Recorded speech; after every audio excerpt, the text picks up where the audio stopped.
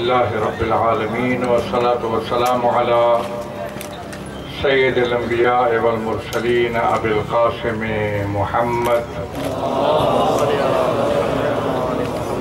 وآل الطیبین وصحب المنتجبین اما بعد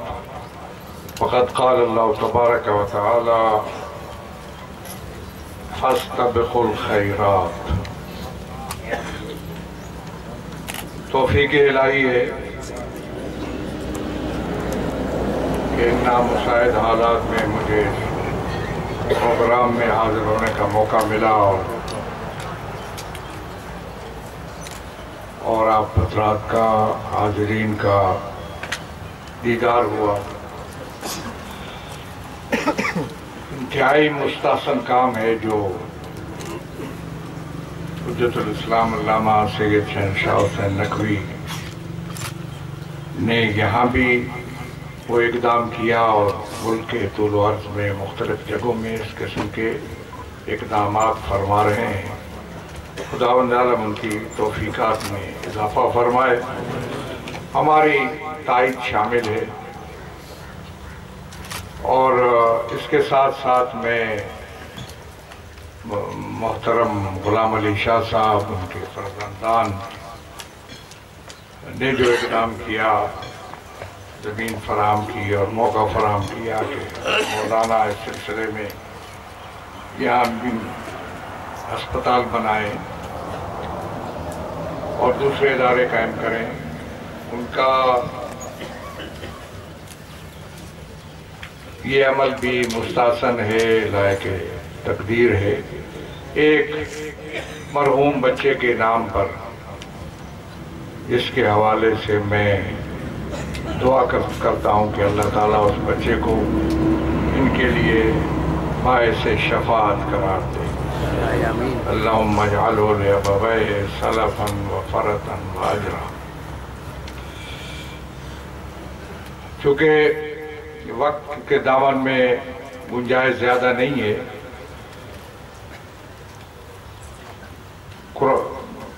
اسلام ایک ضابطہ حیات ہے، ایک دین ہے یعنی ضابطہ حیات ہے جو عقیدے سے لے کر انفرادی عمل تک اور اجتماعی نظام تک رہنمائی کرتا ہے۔ وہ تصور جو مذہب کے بارے میں دوسرے مذاہب میں ہے، جو دوسرے ادیان ہیں، مسیحیت ہے، یہودیت ہے وغیرہ وغیرہ، ان میں جو تصور ہے مذہب کے بارے میں، ہمارا تصور، قرآن کا تصور، امت مسلمہ کا تصور اس سے جدا ہے۔ ہم دین کو ایک ضابطہ حیات سمجھتے ہیں۔ ان کے اگرچہ وہ جو ادیان تھے وہ اب مسخ ہو چکے، صحیح حالت میں برقرار نہیں ہیں، ان کی تعلیمات میں مسخ ہو چکی ہیں اور جو کچھ ان کے ہاں نظریات یا عقائد باقی ہیں وہ بھی اسی مسخ شدہ مسودے یا جو بھی مواد ہے اس سے لیے گئے ہیں۔ ان کے ہاں مذہب ایک ذاتی معاملہ ہے انسان کا، اللہ اور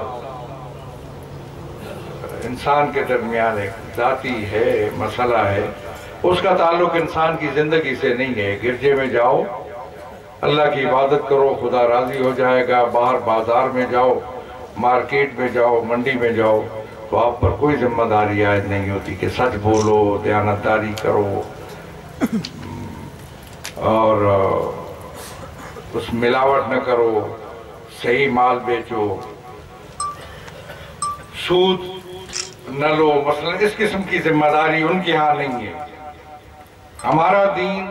اسلام ضابطہ حیات ہے، اس کی خصوصیت ہے، عقیدے سے لے کر انفرادی عمل تک، خاندانی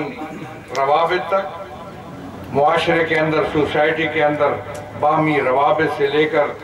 انٹرنیشنل روابط تک، داخلی پالیسی، خارجہ پالیسی، سیاست، معیشت، معاشرت، ثقافت، تعلیم، صحت،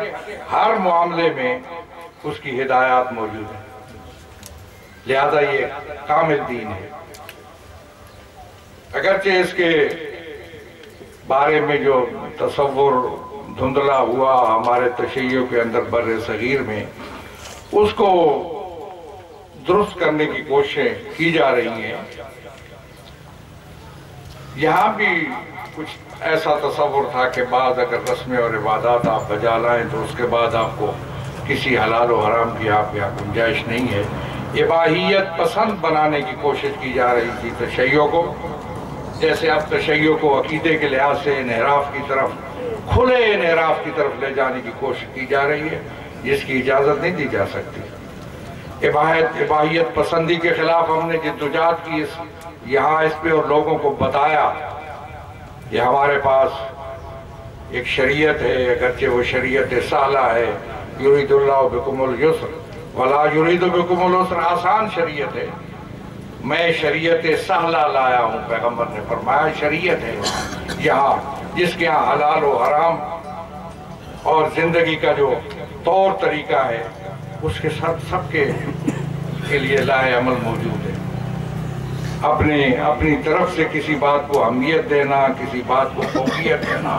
کسی کو واجب سمجھنا، کسی کو حرام سمجھنا، یہ کسی شخص کے بس میں اور اختیار میں نہیں ہے۔ ھذا حلال و ھذا حرام، کوئی شخص یہ نہیں کہہ سکتا ہے کہ یہ حلال و حرام۔ ضابطہ ہے حیات ہے، زندگی پر زندگی کا لاہ عمل ہے پورا، عقیدے سے لے کر تمام تک، حتیٰ کہ سیاسی سسٹم بھی موجود ہے، اور سیاسی سسٹم اگر سیاست درست نہ ہوتی یا کوئی ایسی چیز ہوتی جس سے دور رہنا چاہیے تھا تو علی بن ابی طالب کبھی حکمرانی کو قبول نہ کرتے، کبھی خلافت کو قبول نہ کرتے۔ لولا حضور الحاضر و قیام الحجت بوجود الناصر لالقیت حبلھا علی غاربھا، یہ لوگ اگر یوں نہ آتے۔ اب اس طرف میں نہیں جاتا، میں آپ کو بتاؤں کہ علی بن ابی طالب کا جو سیاسی ان کی جو پوزیشن تھی اور ان کا جو مقام تھا وہ کیا تھا، اور کس حوالے سے جتنے بھی معیار آپ وضع کریں گے سیاسی حوالے سے دنیا کے تمام میں سب سے بہتر وہ شخصیت جو ان تمام پہ پورا اترتی ہے وہ علی بن ابی طالب کی ذات قرار پائے گی۔ نص پیغمبر پھر یہ بھی فرمایا کہ جن لوگوں کو مانتے ہو، جس راستے سے وہ منتخب ہو کر آئے، میں بھی اسی راستے سے آیا ہوں۔ اور پھر ریفرنڈم جو آج کل کے دور میں جس کو ووٹ زیادہ ملتے ہیں اس کو کہا جاتا ہے کہ جمہوریت کا چمپئن ہے، علی بن ابی طالب پر مدینہ کے اندر ریفرنڈم ہوا، اور میں سمجھتا ہوں کہ آج کے دور میں ریفرنڈم میں بہت بڑا ماڈل اور معیار ہے وہ علی بن ابی طالب کی ذات پر بھی ہوا۔ وقت کم ہے ورنہ مزید میں سیاسی نظام بھی ہمارے پاس موجود ہے، اور اس کے لیے اس کے اہداف اور مقاصد کیا ہونے چاہیے۔ ہمارے پاس معاشی نظام بھی موجود ہے، ہمارے پاس مالیاتی نظام بھی ہے، ہمارے پاس معاشرتی نظام بھی ہے، کیسے رہنا ہے ہم نے، کیسے زندگی کے باہمی مل کر معاشرے کے اندر کس انداز میں، آداب کیا ہیں، آداب زندگی کیا ہے، آپ کی کتابیں بھی اس پر موجود ہیں، اور اسلامی ثقافت کیا ہے، ہماری تہذیب کیا ہونی۔ سب سے بہتر اگر جب آپ آئیں گے اس میدان میں جس میں ہم ہیں، اور میں سمجھتا ہوں کہ اس وقت سب سے بڑا مسئلہ ایک تو تشیع کے تصور کو اور کنسپٹ کو کمزور کیا کچھ لوگوں نے، اور بڑا محدود انداز کا ایک مذہب اور مکتب تشیع سب سے اعلیٰ، سب سے عرفہ، سب سے اولیٰ، سب سے بہتر تشریح اور تعبیر ہے اسلام کی اور دین کی۔ دین جو ضابطہ حیات ہے اس کی سب سے بہتر تعبیر تشیع ہے۔ ہم کہاں لے گئے تشیع کو، اور کن باتوں میں الجھا دیا، اور کیسی باتوں میں ہم الجھے، اور کتنا محدود کیا ہم نے تشیع کو۔ آج دنیا میں سب سے بڑا پرابلم امت مسلمہ کا یہ ہے کہ یلغار ہے غیر اسلامی تعلیم۔ موبائل سے لے کر انٹرنیٹ کے جتنے بھی آئی ٹی کے یا جتنے بھی ذرائع ہیں جدید ترین، سب کو استعمال کیا جا رہا ہے انسانی تہذیب کو خراب کرنے کے لیے اور آپ کی نسلوں کو بگاڑنے کے لیے۔ اس کی فکر ہونی چاہیے آپ کو، اس کی فکر ہونی چاہیے آپ کو،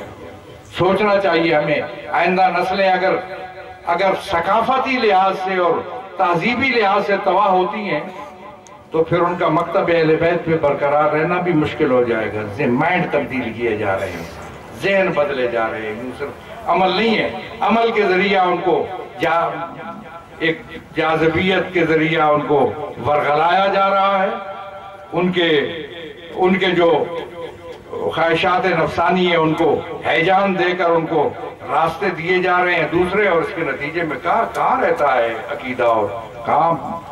عقیدے کا تحفظ ہو سکتا۔ غیر اسلامی تہذیب کی جلغار اس کا مقابلہ اگر کیا جا سکتا ہے تو اس اسلامی اس وقت دنیا کے اندر کتنی تہذیبیں ہیں، تصور میں کتنی تہذیبیں ہیں، عملی میدان میں کتنی تہذیبیں ہیں، یہ ایک موضوع ہے۔ صرف 2 تہذیبیں ہیں جن پہ اس وقت جو دنیا میں جن پر جو عمل پیرا ہے، اسلامی تہذیب ابھی وہ بھی اس انتظار میں ہے کہ کوئی اس پر عمل پیرا ہو بحیثیت ایک نظام کے، ایک سسٹم کے، ایک حکومت کے اندر ایک نظام کے۔ تو اس لیے یہ تمام چیزیں جو ہیں دین کے اندر موجود ہیں، اور اس کی روشنی میں ہمیں وہ اقدامات جو انسان کی بھلائی کے لیے ہیں، بہتری کے لیے ہیں، صحت مند رکھنا، یہ بہت بڑی ذمہ داری ہے۔ عقل سالم در بدن سالم،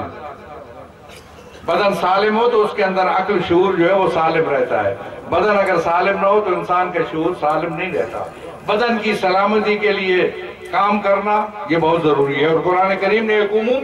عمومی آپ کو دعوت دی ہے، فاستبقوا الخیرات، آؤ خیرات میں ایک دوسرے سے آگے بڑھنے کی کوشش کرو، انسانیت کی خدمت کرنا مختلف میدانوں میں جہاں صدقہ جاریہ ہے،